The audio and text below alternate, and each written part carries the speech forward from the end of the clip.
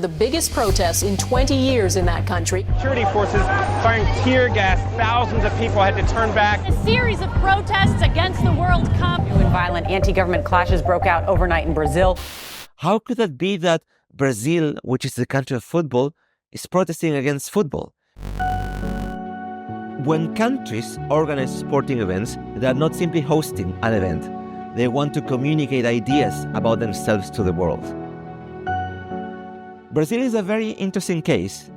Since the beginning of the century, Brazil was starting a period of economic growth, political stability, and also reduction of poverty. So the government at that time decided to host both the World Cup and the Olympics as a way of communicating very positive message of Brazil overseas, to show that Brazil was not only a country of beaches, of samba, of carnival, but they wanted to show that it was a country of technology, it was a country of innovation, to show that Brazil had arrived at the world stage. In June 2013, this very positive narrative about Brazil started to be questioned, when people started taking to the streets of plenty of Brazilian cities. Originally, the protests were triggered by an increase in public transportation fares, but suddenly people were protesting for or against different things, quite often contradictory things. But the narrative that started to emerge in the media was that Brazilians were unhappy with the state of the country, and Brazilians were questioning the hosting of the World Cup. The images of violence, the images of clashes with the police became very, very attractive for the foreign media. For casual observers, the protests were a surprise. First, they were puzzled that people were unhappy in the country, but second, they were puzzled that the protests were happening parallel to a football tournament.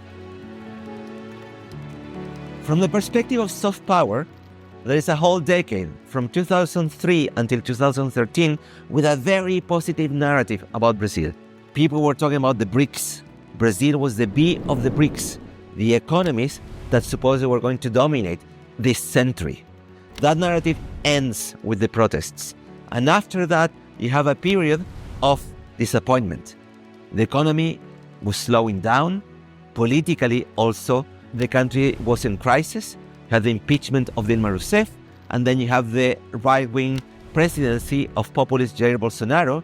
So this very positive narrative was over. When we look at protests at the beginning of this century, quite often those protests intended to have a global character, and quite often social movements were very critical of globalization at the time, and their targets were global institutions like the International Monetary Fund or the World Bank.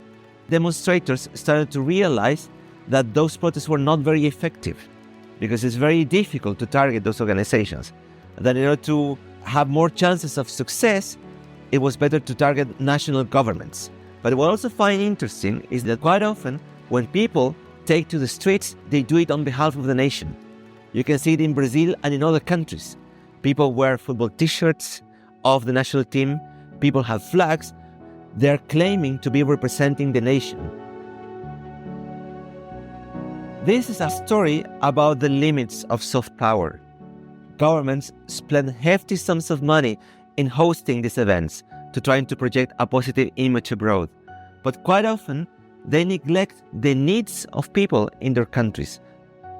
They're so focused on how to construct this image overseas that they forget what is happening in the country. And this raises also plenty of questions, because people nowadays have the capacity, by using the media, to communicate alternative versions of national identity.